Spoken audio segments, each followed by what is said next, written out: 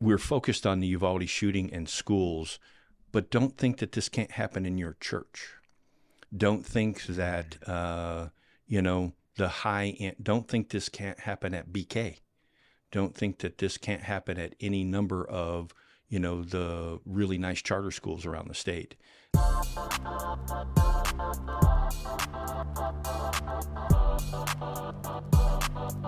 Scott Brock, thank you for coming in, sir. Thanks for having me, Matt.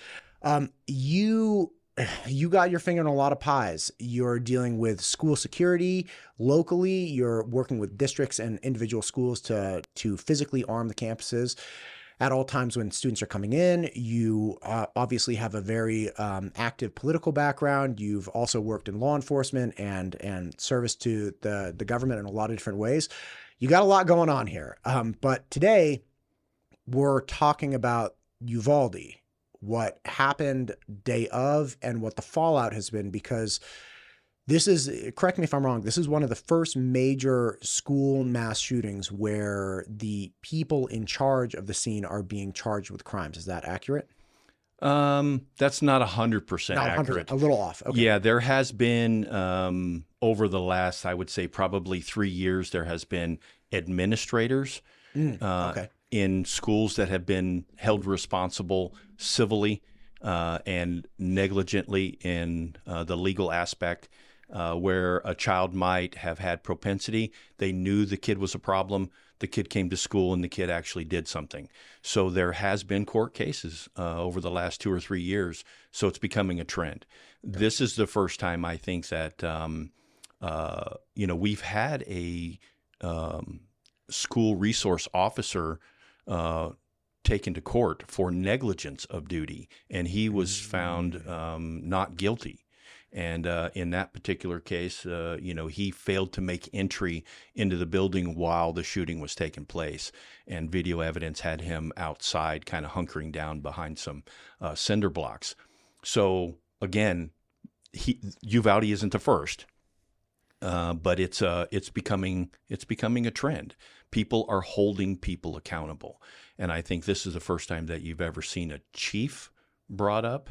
And then to see a chief actually in a jumpsuit, to me, was kind of shocking. A jail, garb, was kind of shocking. So that accountability level is all coming, I think, from the people. So let's do this. Mm-hmm. I think a lot of people know the name Uvalde. They understand that there is a tragedy. They don't understand all the details that would lead to the situation we're in now. Could you walk me back through, if you could, and tell me essentially a brief history of what happened on that day and why this has become such a hot topic? Sure. And I encourage folks to go out and watch. Every school, all the modern schools that I've ever been in, all have camera systems. Some of them are great, some of them are not so great, Sure. but most of them are pretty good, and they're on a huge loop. So you get to see everything, and you can patch pieces together.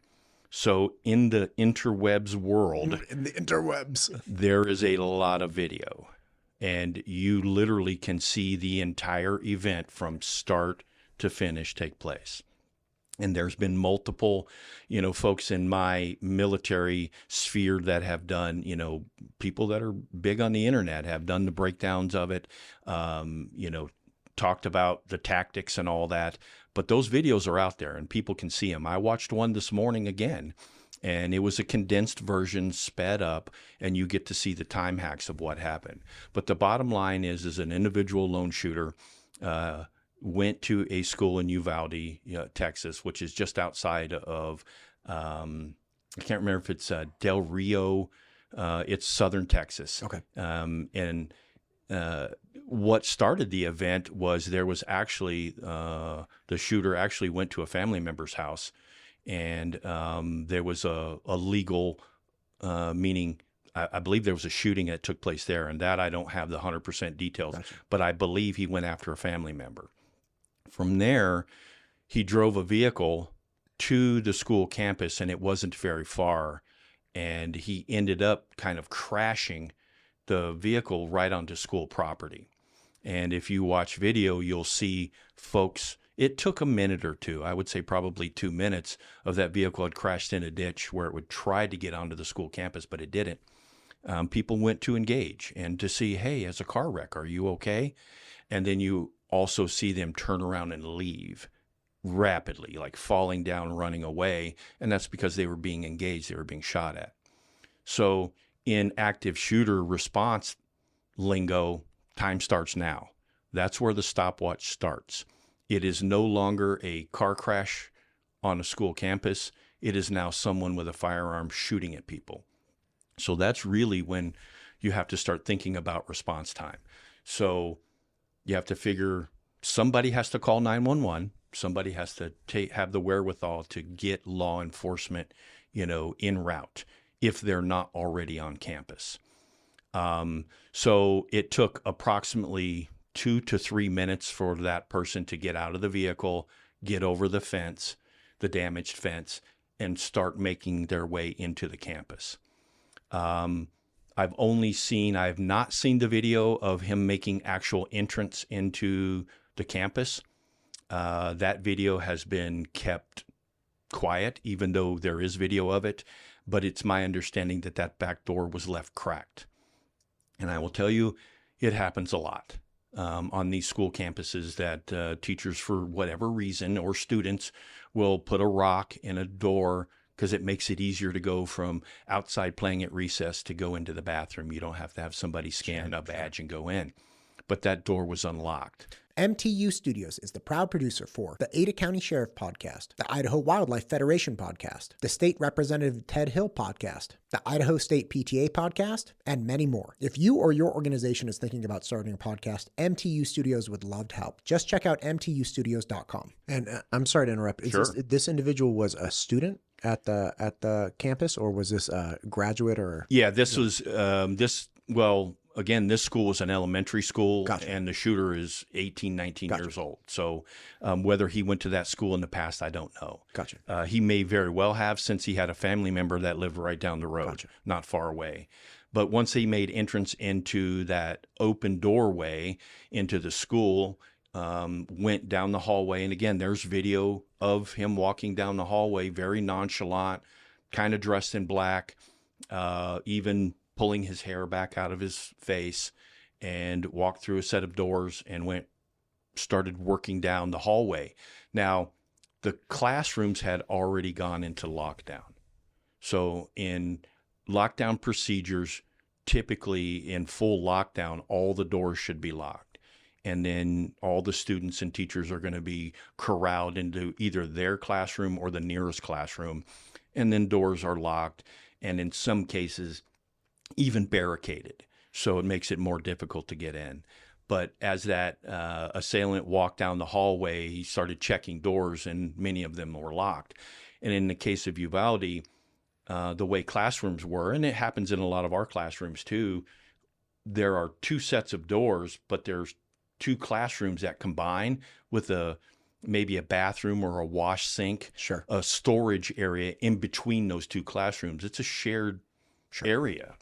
And so one of those doors was locked while the other door was unlocked. So the shooter literally walked up to the door, opened the door, and walked in. And in that particular classroom, the procedure and the protocol from the school district was to have the children hide under their desks and then kind of pretend like they're taking a nap. They wanted them to be quiet because these are younger children. So the way you explain it to them is just lay down, be very quiet, and pretend like you're taking a nap. So the children were literally laying down under the desks, vulnerable. The teacher was laying down under his desk, also hiding. They're just trying to be quiet. So the shooter started shooting. You don't see that. I've never seen, and I don't think it's appropriate to show any of that video. And typically, there's not always video in every classroom. It's hallway related. They want to see that. The districts do. But so 19 kids were killed and 2 teachers. One of the survivors was actually a teacher in that open doorway room who had been under the desk. And I do not remember how many times he was shot, but he was shot 2, maybe 3 times. It was quite a few. We're talking an AR style, weapon. And what really sets you back when you start to see video compiled together, much like you do when you edit a show, you're putting things together, when you start overlapping different points of view from different cameras, and you start to watch the time frame click by in the upper left-hand window, you start to see how long it took for the very first officer to show up. Very first officer show up, and I'm going to throw out generic numbers because I don't remember them, but again, it's the easiest thing to watch. And I will tell you this, I watched the video not long after it happened because there was quite a few video out there, and I would watch it at night before I went to bed, and I would lay there and sob. I literally sit next to my wife in bed and cried, and she's like, "Why are you doing this to yourself?" Because you need to learn from this. This is a problem. And, just knowing that every time you hear a boom, that a child was being shot.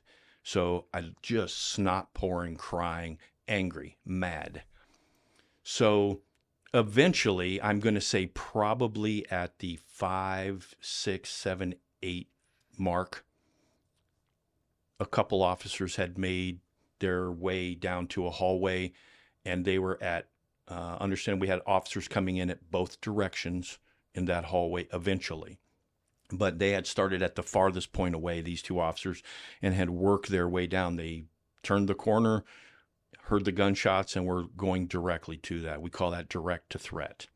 So, and again, there's policy and procedure that departments have that dictate kind of their response and how they get to a threat. They got all the way down to the door where they assumed the shooting was at. And if you're ever been inside a shoot house or in a real shooting situation inside, you'll know where it's coming from. It is extremely loud. You can feel the concussion rattling the window. An AR shooting at about 21 to 2,300 feet per second, depending on what round you're shooting out of it. It's loud. It has always been a loud gun. So they figured out, they pinpointed which room it was. In the after action review, if you dig through it, you'll see that they did not take the time to check the door to see if it was locked or unlocked, which later on, when you hindsight 2020 things, you'll see that there were some failures there too. So the shooter then started shooting. I think maybe they were talking outside and to each other, and the shooter could hear it. So he shot through the door, and a little bit of the wood from the door or the steel had hit one of the officers, grazed him in the head. And at that point, they lost their composure and ran completely back out of the hallway. So they gave up all of that strategic ground. They came back to the corner, and again, you're looking at overhead video watching as the officers just continued to pile up. They just piled and piled and piled and piled. So they're in the building, but they're standing behind the initial 2 individuals that retreated. That is correct. Those Gotcha. 2 retreated back down the long hallway to what we call a T intersection, and they're holding their corners. They're checking the guy's head, and then you just start to see more and more and more officers pile up. And it's a very nonchalant kind of posture. Every so often, rounds were being fired. Not at that point. The majority of the rounds in the event had already been fired. The majority of them, there were still some to come. But the posture was very, it was ready, but what we call carrying in the Sewell, and that's the south position for your pistol. They're aiming down and just kind of hanging around. Even noticed one officer checking his cell phone. I think he took a lot of heat online. But just, you could see that there was no command structure. No one is there to give direction. You could also see from that camera angle, you started to see the officers, the movement of the other end of the hallway starting to pile up. The other end of the hallway was closer to the outer door. That's where the assailant came in from. So, but you can start to see them. And then on most videos, you'll start to see a secondary, they put a pop-up in so you could see both ends of the hallway at the same time. Those are the videos that I've watched the most. You can see officers here. And what I saw was predominantly no leadership, no one taking command and control, no one saying, hey, we need to do this. Now, what we don't know is what was taking place on the radio. You couldn't hear audible, as far as, leadership somewhere telling them to do this and do that. In the after action review, there were directions being given based on some inaccuracies. So the original officers had said that they're barricaded, and that's where we start getting into policy and procedure. Every department has a policy. A policy is an overlying, document that says during an active shooter, during an arrest, during a felony stop, during any of these events, you will do this. This is what our overarching policy is. Here's how you will treat people. And then from there, you have procedure. And then that procedure will say you're going to do step A, B, C, and D to, arrest this human being. And for them, I guess, a barricaded subject means that they can't necessarily make entry to get to it, and there could be a hostage in there. So somehow that was either verbally given by someone or interpreted by the chief that was the case. For me, I don't really want to let procedure or policy get in the way. I mean, the human emotion of what was going on at the time should have pushed people in there anyway. But again, policy and procedure sort of dictated that. And again, every fire department, every police department, they all have those levels. The departments that I know of here in Idaho all have more or less a direct to threat, meaning that they can go directly after the bad guy.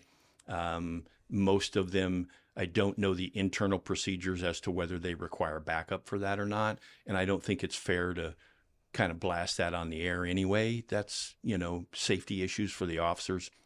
You don't want to give away exactly what police officers are doing in response. But nonetheless, somewhere you could see lack of leadership on the ground and no one willing to take charge and take the fight to the enemy, no one willing to continue to gain ground. There were a couple officers, including the original officer, who continued to try to go down, but he would only go down another 25 or 50 feet. And then if a gunshot went off, he would kind of panic and back out. He would give up the ground that he had. So it's hard to fault guys that have never been in a gunfight. And until you're in a gunfight, you don't know what you're going to do in a gunfight. But, the bottom line is you try to take as much ground as you can, and you want to hold it with all you got. And then you want to incrementally just get it back. I'm going all the way to the door and being right outside the door if I can, if those walls will allow me. If those walls are capable of being shot through, then you have to take that in consideration. If they're, CMU block and they're not, then you need to get right up on the door. So, and again, this is hindsight. This is me 2020 Sure. quarterbacking this. The bottom line is this continued forever. So then we had also some verbiage about we need a shield. And eventually you see a shield show up on camera. And then you see a second shield. And then you see a third shield. And they're all at the T intersection. And I'm going to say that T intersection is 35 yards from the door we need to be at. And so everybody's holding up. You start to see different uniforms. You're going from patrol officer now to guys in kit. And kit meaning, ballistic helmet, a Mitch, plate carriers, they've got the garb on. Those are your gunfighters. Those are the guys that are supposed to take the fight to the enemy. Again, they held. So they had shields there. And, you say, well, why would they want a ballistic shield? A ballistic shield will allow you to breach and still maintain some level of cover. They can absorb rounds as you make entry into a room. So having a shield is a great thing. But in these active shooter situations, they're too dynamic, too fast moving. You have to go get stuff, right? And when every 10 seconds, somebody's getting shot. right? That's the statistic. Right. So every time you got to go spend 2 minutes getting a ballistic shield or waiting on one, people are dying. The sad part of this is at about the 50-minute mark. So this is going on. We're almost at an hour since the guy fired the first rounds out of the ditch. And we're at about 40-ish minutes from the time when the police officers showed up on camera in the hallway, went to the door and pulled back. So Give or take, yeah. Give or take. So Yeah. people have been collecting at both ends of this, and different departments and different command structures have been appearing and Correct. collecting at either ends of the hallway for about 40 minutes. Sure. You show up and you're from Border Patrol. I show up and I'm from Uvalde School Resource Department, right? I'm the school PD. Then you have the city PD, Right. and then you have A sheriff. then you have a sheriff, and then so you can Then see you have state police, and then you have who's in charge, who tells me what. Are you allowed to tell me? Do we work together? Have we ever worked a hallway together? Have we ever breached a door together? Have we ever done any of that training together? So all of this is happening. Do we need the shield? How are we going to do it? Who's alive inside? They're trying to collect and gather information. And I'm sure there should have been probably some level of sniper setup on the outside to try to peer through the windows with optic to gain some sort of level of information of what's happening within the room. And again, these rooms are combined. Do you have the schematic? Do you know that those rooms are combined, etc.? So there's a lot going on. But at about the 50-minute mark-ish, on some of the videos that have been compiled, they will put in the 911 calls from the children that are inside that have been shot and wounded and are dying. And they're asking the dispatcher, are you coming to get me? And that shit pisses me off. I mean, it makes me mad right now. It makes the hair on my arm stand up. It makes me angry, like physically want to be angry. So we still haven't breached. If I remember right, I want to say there was another 9 or 11 minutes from the time that last 911 call from a child within that room was made. That child died, bled out, before we finally made the breach and went into the room. And it is also in the report that door was not locked. So we didn't need to, theoretically breach it. Anytime that you are making entry into a room, even this room that we're in now, when you're doing building clearing techniques, that's a breach. If the door is closed, it's a closed door. It's still a breach. It might simply be someone opening the door and opening it for you to go in. Sure. That is still a breach. So, but it was my understanding that they were then looking for Halligan tools along with the ballistic shields, all of these other items that you would use to do what we call a dynamic breach. And that's to bust the door open. You can blow it. There's 1,000 ways to get in that room. And so all of this waiting was taking place. And we don't know. You do know when you read the report. And the report is, like 4 inches thick. It's pretty healthy. But, there was blame placed on all leadership, many of command staff directly below leadership, and then an overall failure in law enforcement response. That was the kind of the end gist of the Uvalde shooting. Bottom line was, in the aftermath, it seems as if the shooter went in, shot quite a few children on the entry, went into the second classroom, shot a few, and then in his mind, he had waited expecting to be shot and killed very, very quickly. And that didn't happen. So there would be a time frame where you would not hear a shot. And in the shooter's mind, he's like, why are they not coming? Why is no one coming in here to kill me? So he would shoot. And he would go around and shoot another, whether that child was already deceased or whether that child was, crying and struggling in pain. It doesn't matter, that he would go around and execute the child that was in that room. So, and there are live witness accounts. I listened to another one this morning of a child who survived. And he said that the shooter, when they came in, basically told them, okay, this is your time to die. And I mean, these are 10-year-old kids, right? So 11 minutes from the last 911 call, 9 to 11, I don't remember exactly, for them to actually get in. And the reason why they continued to stage and not breach was because there would be a random gunshot or 2 or 3. And understand that that's probably an execution taking place within there. And what, if I may ask, Yeah. what, if you hear a random, if you're getting prepared to breach Yeah. and you hear a random 2-3 gunshots, Yeah. is that something that initiates a longer delay, or is that something that initiates urgency? So I'll say in my background and my training, like that's post haste, like get in there now, like now.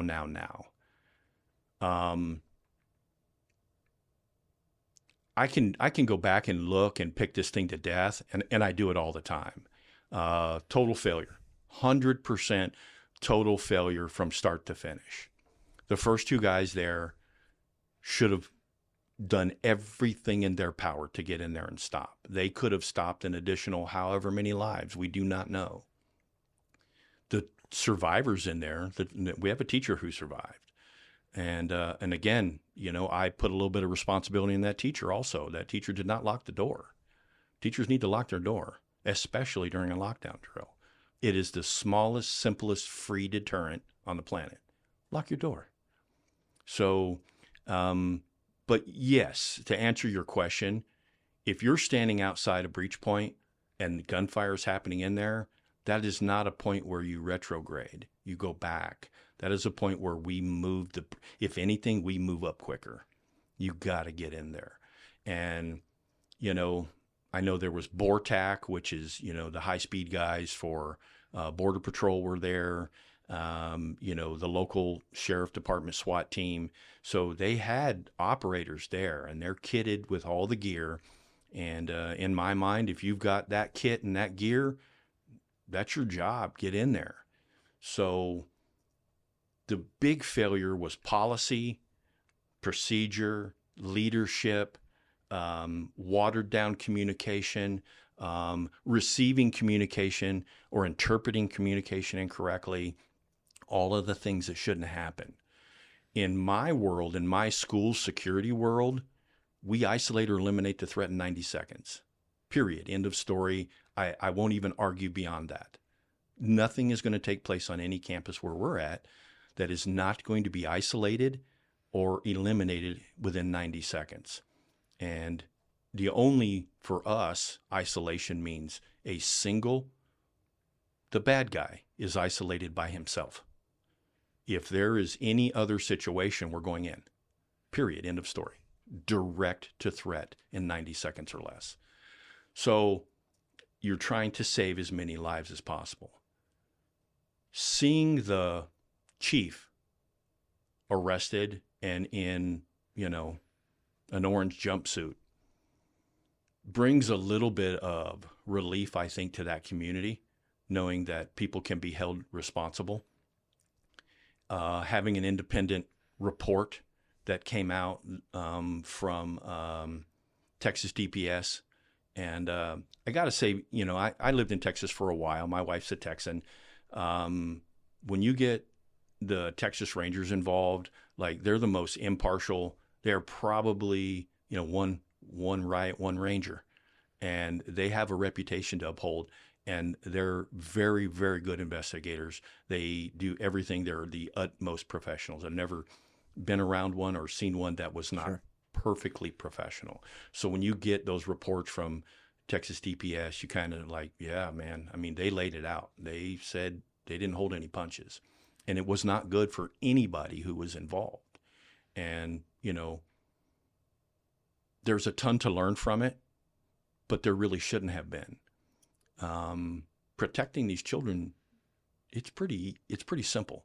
It's not complicated. It doesn't require, you know, Mitch helmets and, you know, long gun. It doesn't require a lot.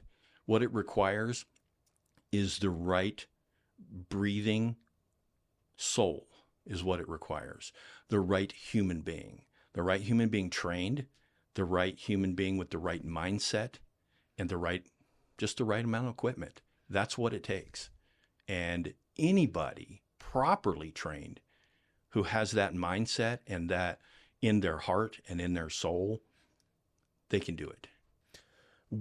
What, excuse me, what was the chief convicted of? Because it was the chief and one other person, right? There were two people involved. And that's the start. I do believe that there'll be more. Matt,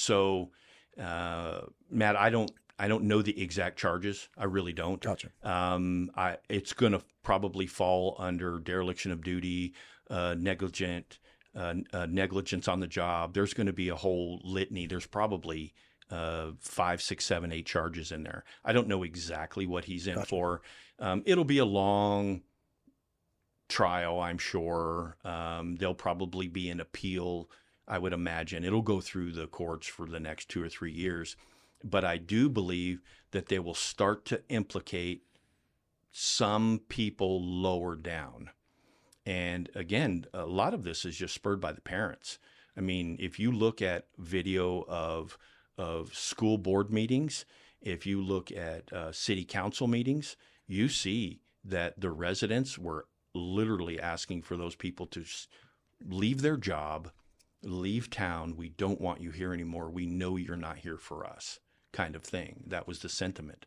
And I think that, you never want to see like, the lynch mob pushing law, but, they did manage to get, an investigation going, and then that investigation showed the problems. And from there, we ended up with a chief and an assistant, basically put in custody. And so that's a start. Those are learning points from this, is that you can be held responsible. You can't let folks die when it's your job and you're paid to do so. You just can't let them die in front of you, and then come up with procedural and policy excuses. So as a human being, let me ask you this, Matt. You're driving by the Boise River. I may have asked you this before, but this is my go-to scenario. You're driving by the Boise River and you see somebody drowning in the river. What are you going to do? Stop and jump in. Of course you are. That's in your heart. That's in your soul. That's the human being that you are. It should be no hesitation. It should be, do I need my shoes on because I can swim better with them or without them? And I'm in instantly. No, not thinking about your phone or your wallet. It's instant, right? And so no matter what that policy or procedure said in those instances, those officers standing at those junctions, those T intersections, knew children were in that room, and they knew whether those shots, there's no way that they thought that guy was just shooting into the roof and holding everybody hostage. There's just no way. You can't think that way and do that job. You have to think that he's hurting one of my kids. So instantly direct to threat. This is obviously a horrific tragedy, and not the worst. By numbers, not the worst.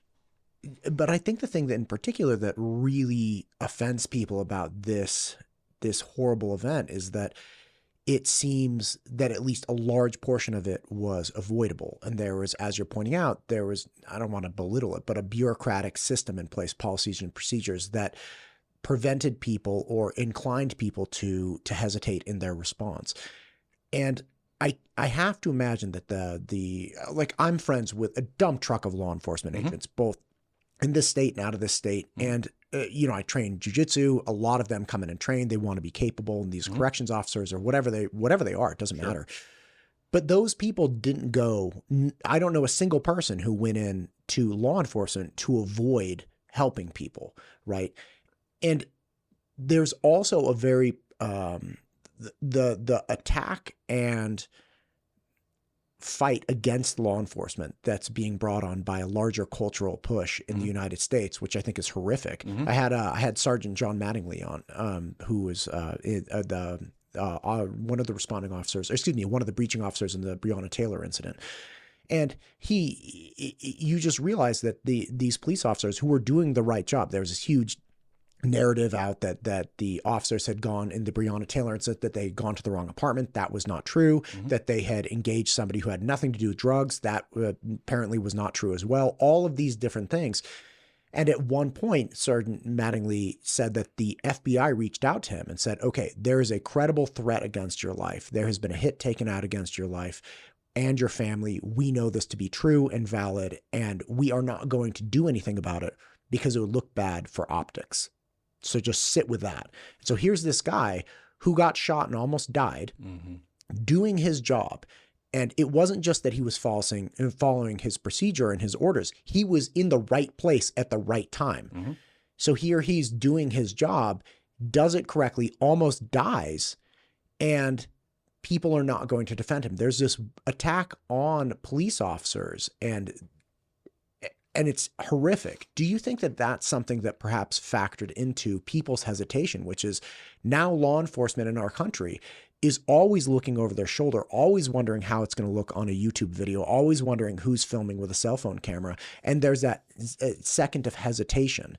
Because again, I've never met a single law enforcement officer or agent that went in to not help people, to not have this exact situation fall out and come to pass and say, I'm going through the door. Sure. What do you think caused that? I always, when I talk about school safeties, I try to pull the politics out of it because it's thick. It's really difficult to navigate the politics of protecting children.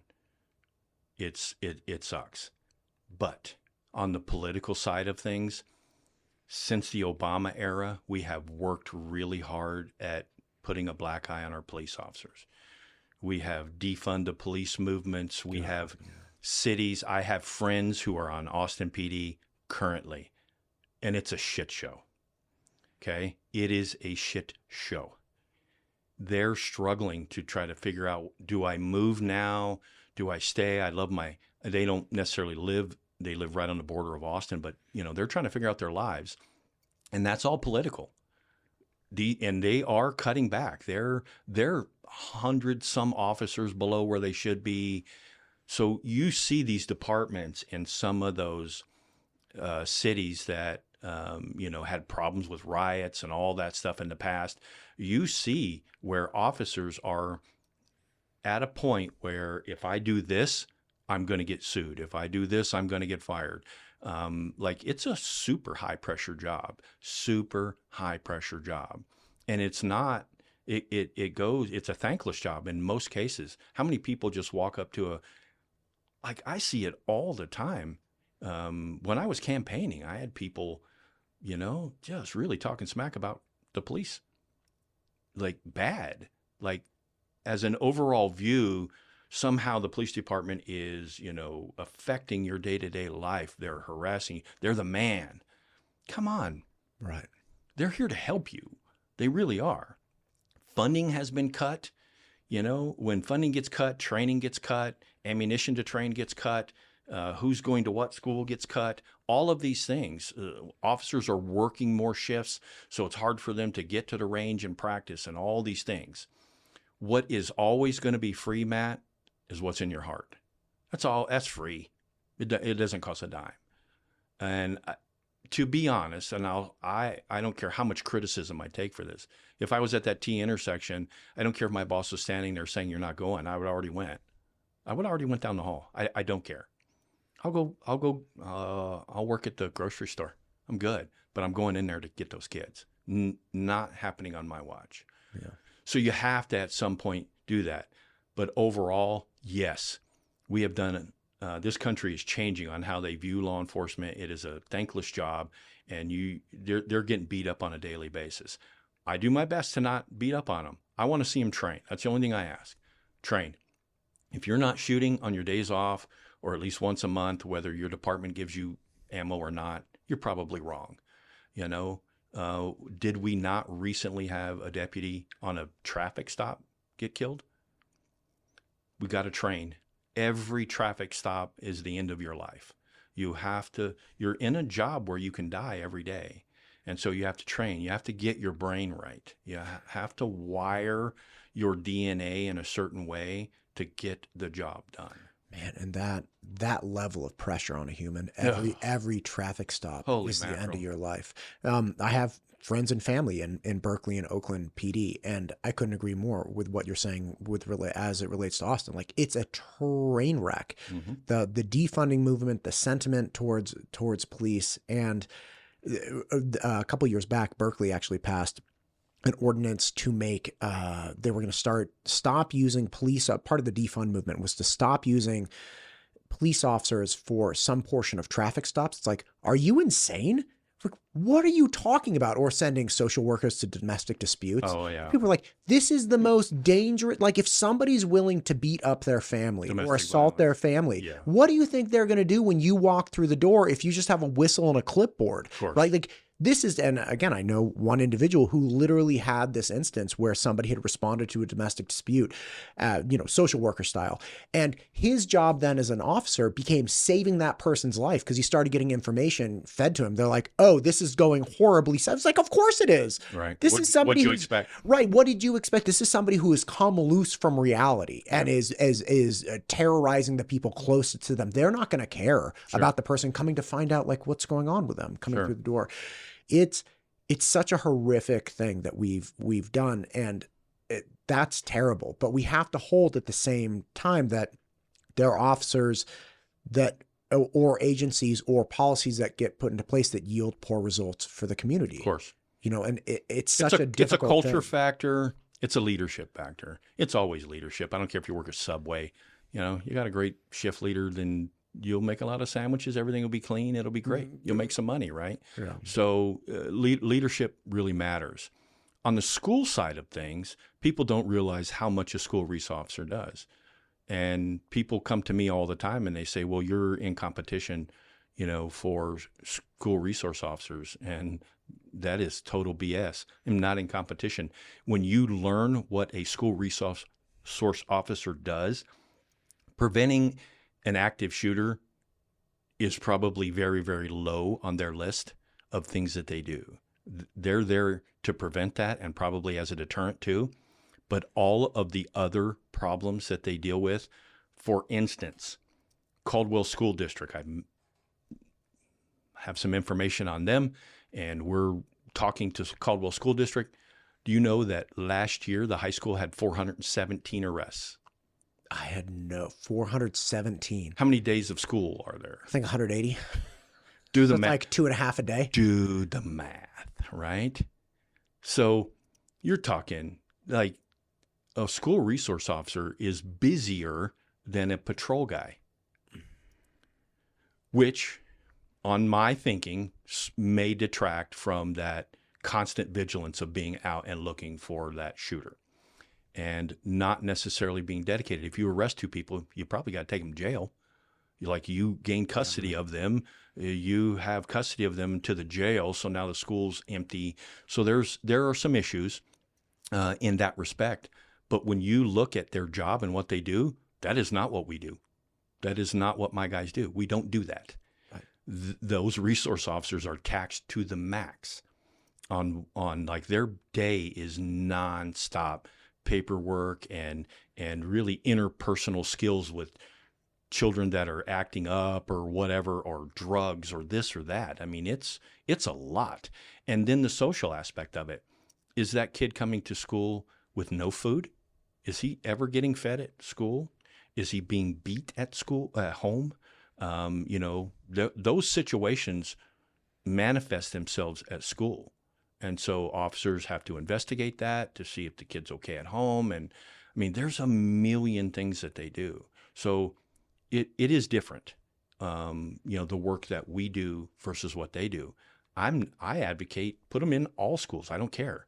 I just think we should be there too. Right. So Yeah, I've partnered with Officer Gomez, who's a very well-known, nationally recognized SRO, and on tech safety in schools. And talking to him, he's never been in an active, he's been an SRO for a long time and really engaged. But the stories he tells me and relates about his time on campus, never have to do with active shooters. They have to do with kids that are getting abused at home. It has to do with kids that are getting abused from tech. It has to do with, drugs, all these. One interesting bit that he related to me is like, listen, when you have low reporting of drugs within a school, it doesn't mean that there aren't drugs there. It means that they're not being confiscated or caught. Like every time, and I think he was talking about a time when he started working in a particular school, he's like, we increased the number of drug reportings in the school because we were removing the drugs from the school. And it's counterintuitive. People think like, oh, this school doesn't have a drug problem. No, it's just not being addressed in the same way. Yeah. And again, this is somebody who's dealing with, trying to help people get nutrition. It's dealing with somebody trying to help kids stay safe. It's trying to talk to other students who aren't in bad situations and help them understand why they need to be better people to an individual in a bad situation. It's like, listen, you don't know what this kid's going through. You can't treat this person this way. And you're dealing with like squirrely 14-year-olds that don't care about anyone except, themselves. Not all of them. We're constitutionally mandated to educate children, right? We don't get to pick the cream of the crop. This isn't, the golden hour, charter school. Right. It's public school. Kids that are starving, kids that are being beat, kids that are in horribly bad situations, kids that have parents that are in jail. I mean, that's all there. And teachers and administration don't get a choice in that. They're there. They're going to educate them. They're going to take care of them to the best of their ability. And those school resource officers play a part. So Caldwell School District just had to cut $5 million from their budget. They had to close 3 campuses. They're combining. It's going to be a problem.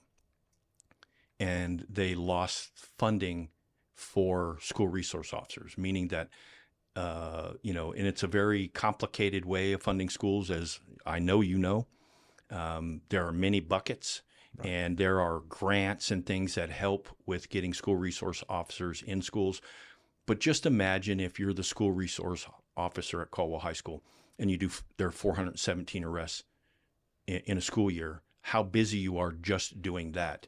Do you not think that somebody could sneak a gun in and shoot somebody or stab somebody or all of the above, right? So having dedicated backup or somebody who is constant vigilance there, in my opinion, helps, but it's all dollars and cents. So that school district is going to be without resource officers, 3 that I believe is what the number is. And yet, they have that many law enforcement interactions in a school year. Right. It doesn't mean the crime's not stopping. You're just not going to have someone there. Like you're probably going to have to just start pulling patrol officers or whoever to come in. Like if there's a violent interaction with a weapon or otherwise, like some police officer is eventually going to have to show up and deal with this. And imagine being a teacher now. What was the back in the day in the 80s, there was that movie that Edward James Olmos was the teacher, and he had all the bad. Oh, Stand and Deliver? Stand and Deliver, right? The LA kids. Yeah, so everybody's all how do we teach these kids? Right. So you got all of that interaction happening, and these poor teachers are there, trying to teach or whatever, and people are wondering, well, why are their grades low? Well, the teachers might be scared, especially this year, if there's nobody there to like keep an eye out for them. What was that movie? The initial scene, the individual gets brought on to become like the principal. Stand and Deliver was about the math. Correct. Right. And then there was the one where I know what you're talking. I can't remember. But the opening scenes, I remember seeing it as a kid, and it horrified me because the girl, it's like there's that Guns N' Roses song playing "Welcome to the Jungle," and it's going. The videos around this high school. This girl goes in and she's like into the bathroom and she's doing her makeup. These girls come in, rip her shirt off, pull her earrings out, just beat the hell out, and she gets thrown out into the hallway and she's crying and. Like it's giving me goosebumps now. Welcome to Detroit. Yeah, like it's such a and that was like downtown LA. Sure. What a horrific idea to be dealing with that as like an English teacher. Imagine. So there are issues, and I'm gonna continue to defend the law enforcement community as a whole. I just always encourage training. I mean, you've got to look within yourself. And just because the department doesn't have the money for bullets or times or whatever, you got to get out and do your job. And then you have to have your head wired on straight. Every time you do a patrol stop could be the end of your life. You've got to be constantly. We are not in the Idaho of old. We are into new Idaho, and we have a lot of people here who are here because the population increase is here and there's opportunity. And I mean crime opportunity. So the shootings have gone up. You see more police-involved shootings. You see more robberies. We've seen carjackings. We've seen all those kind of things that normally, like 10 years ago, was absolutely unheard of. So the crime level has changed. They have to be on their A game. They have to make time to be able to train, and they have to have their head wired on straight. Going down a hallway to an enemy a defilated enemy, one that is set and waiting for you, is not for the faint of heart. And you are not going to know if you can do that until you do it. So it's a tough thing. Yeah. And bottom line is that when you put that badge on, that is your job. And I feel confident, like in my area, I feel confident that the response for us, if we consider ourselves the initial responders, when the first responders show up, they're going to go right in. I can't think of a single officer that I would think would not go in, but it's that time in between. It's that mitigating factor. Is there always somebody there? Is there somebody vigilant out front? Is there somebody keeping an eye on everything always? Those are the difference makers. You're not going to be able to stop everything, but you can prevent quite a bit. Yeah. And, that's making sure it's just constant. And that's the world we're in. I wish we weren't in that world. I really wish that I could just go fishing instead of think of this stuff and have it out of my mind, but I can't. This eats at me 24 hours a day, 7 days a week. When I knew Caldwell was having problems and losing funding, I immediately started freaking out. I was like, oh my God, those poor kids, those poor teachers, that poor district, and there'll be people out there who say, good, let them fall. I don't agree with that. Those are children, and we need to take care of them. We need to make sure our society has a level of protection. Yeah, the mantra that we need to remove all children from public school and start homeschooling them, because we have this moral obligation. If you have the time and wherewithal and capacity to homeschool your children, you have at it. Have at it. God bless you. That's wonderful. And at least a large portion of my life, I've always viewed that, almost as a luxury. Because the number, my family split up. I had a working mom. There was no way my mom was homeschooling me, living a single family household. Me too. And the number of people that even may still be dealing with a 2-parent household and just dual income. Barely making it. It's if you have the flexibility and financial capacity to have one parent taking the charge with homeschooling and keeping your kids safe and secure in whatever way you feel is appropriate, God bless it. How can I help you? Right. Great. And by the way, anybody wants SAT math stuff, I got to come on my old YouTube channel, thousands of math videos. Yeah, I love education. Sure. I love giving educational options to people at no charge, but that's not everyone. And it certainly wasn't me. I went through public school K through my undergraduate, and I went to some of the worst public schools in California. And the high school I went to had something, I believe it was an 8% college readiness rating of the highest socioeconomic group there, right? Of which I was not even a part of because I'm Mexican. So it's all of the white kids there, that was the highest socioeconomic group, and only under 10% of them went on to college. It was not a great school, but God bless it that it was there, because if those schools weren't there, and I was fortunate enough to go through a higher track of that school. There were about 30 kids out of, I think it was 450 in my graduating class, that there were about 30 kids who went through all of the highest level classes. So we were taking the AP classes or calculus or honors chemistry, whatever it was. And thank God I had that, right? Because who knows where I would have been without that public school. And again, if you have the capacity to do private school or homeschool, that's fine. But there may be revisions that need to happen in Caldwell. Of course, yeah. And perhaps the community feels at this point that Caldwell School District is not reflecting their values or is not worthy of additional funding. And they'll have to work that out. I don't live in Caldwell. I don't want to speak for people. Fine. But the mantra that we should eliminate all public schools and let them all burn, you are hurting kids like me.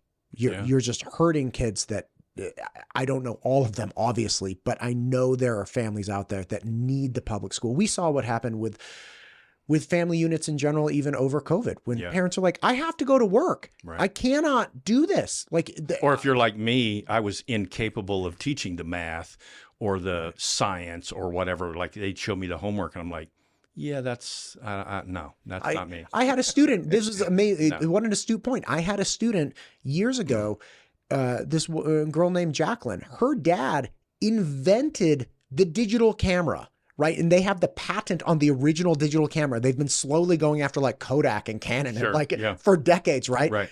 And this guy was like, listen, man, I don't remember the calculus stuff. Can you come teach? Right. So here's this guy who's one of the foremost scientists in this area. He's like, I don't remember, like the waves. Like, I don't remember. Can you just do it? And very few people walking around would have the breadth of knowledge and capacity to sit down and teach their kids, things that I enjoyed learning, like calculus in high school. Like my mom was not going to sit down and teach me calculus. Nope. If you have the breadth of knowledge to homeschool your kids, wonderful. But it's not something that I would have enjoyed, and it's not something that I don't know all the kids in Caldwell, obviously, but I'm confident that not every kid in Caldwell can just remove themselves from the public education system and just exist in a far better way. Can you imagine just turning your back on all those children? Like there's 1,200 at the high school and at this elementary school and all that. I mean, just turning your back on them. No. What do we do? What happens to that segment of the population as they mature and grow? So you mentioned, you were the poor Mexican kid in school. Well, I was the poor white kid. And growing up in Emmett, I literally was the poorest kid that I knew by a margin. And my mother worked all day. I never, ever saw my mom. And then she went to Boise State University at night to get her nursing degree. So without that school, that place to go to every day, to meet my friends, to be part of a football team, a wrestling program, whatever it was, to be part of that, I don't know where I would be either. Right. So I think we all have that level. And in today's world, having the capacity to teach your kids at home means somebody has to be there to do it. Right. So a $450,000 starter home requires 2 incomes, right? So somebody has to pay my mortgage. Somebody has to, and yes, you can cut out the daycare bills and all those things. But the bottom line is that economically, it's very hard to do. Right. And primarily, we're constitutionally mandated to take care of the children of Idaho. It benefits us in the future. So we can't just turn our back on them. We can't just walk away and say they don't exist because they're in a economic system that, or like you said, maybe socially isn't what they want. Right. And, we just can't do that. So I feel bad. I'm concerned for Caldwell School District, and I think it'll happen to other districts throughout the state. Eagle School District is always going to be fine. West Ada is always going to be fine. Middleton made some cuts. Middleton had some economic cuts they had to make too. So the majority of the places will be fine that have, higher socioeconomic, factors and producers. But the other schools are going to struggle. Right. So, and that's where a majority of our problems is. That's where they need the role models. Those SROs walk around and they're a model of, good, right? That always the good guy and the bad guy, and they're the good guy. So they're needed, even though we may be in a school with them, or maybe we're in a school where we're not. And in my case, we're not. We're there without an SRO. That need is there. They provide a function as long as they are training, as long as they are doing their job and training, and not resting on the laurels of a school or a class that they took 10 years ago. Right. So I wanted to also mention real quick, Matt, we're focused on the Uvalde shooting in schools, but don't think that this can't happen in your church. Don't think that, the high end, don't think this can't happen at BK.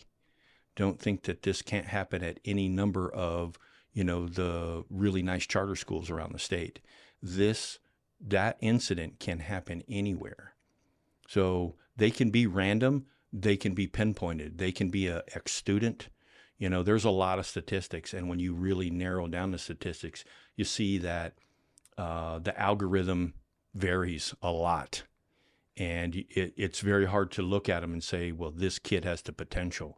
You have to be active that way. Right. When you're on campus, and for our guys, we're patrolling, we're always vigilant, we're always interacting, we're part of the fabric of the school. We're starting to get a feel for the children who might be vulnerable for that. But you'll find that that's not always the case. Right. It is not. Sometimes it's the good kid. Right. So it's very hard to pinpoint. And we just have to maintain a level of vigilance. Well, Scott, listen, I've had you here a long time. I really appreciate what you're doing. I love that you're an individual with the appropriate background and capacity to make a private solution for a public problem and step in and fill a gap. And it's going to be one of the problems that evolves throughout my lifetime and obviously your lifetime. I have to imagine when you were younger, this was not something, when you were like walking around as a 20-year-old, this not something that was, kind of in the public awareness. And now it is something that, for better or for worse, and I know there are a lot of people that say, oh, there have always been school shootings. Fine. For better or for worse, this is a problem that we're struggling and grappling with now. And you're attempting to solve it as a private citizen as best you can in a responsible manner. So I thank you for that. I appreciate it. I can only do what I can do. Right. And I'm not going to sit idly by and run my mouth on social media. I'm going to put my money where my mouth is. I'm going to go out and try to make something happen. The more kids are protected, the better I feel. Right. The more gray hairs and the more Tums I have to take, but it is what it is. Right. And the alternative is obviously we do nothing. That's right. Right. And Yeah. that to me, it's like as stressful as, even I'm not doing anything like what you're doing, but even in my small piece of trying to promote better communication, it causes me stress. It's hard. It takes an ungodly amount of time. Like I don't get paid for this, but the alternative is worse if no one's doing it. Yeah. And I'm not even saying maybe people could do it better. Fine, then do it better. Sure. Like let's take personal ownership Sure. of our lives and our communities and try to contribute what we can as an individual. Like you're saying, like, Sure. hey, look, I can only do what I can do. Great. I can only do what I can do too. But if everybody thought, what can I do? If we keep layering Right. that, If everybody figured out I can contribute this one small thing, that's a valuable piece. going out even in one single day and just, being nice to somebody, saying hi, putting your shopping cart away, all the little things that human beings, when I was a kid, we used to joke, and this is no BS. We used to get tired of waving. Oh my God, you just drive and every car drives by would wave. So we joked, we'd just drive with our hand up, right? Not even paying attention. Yep.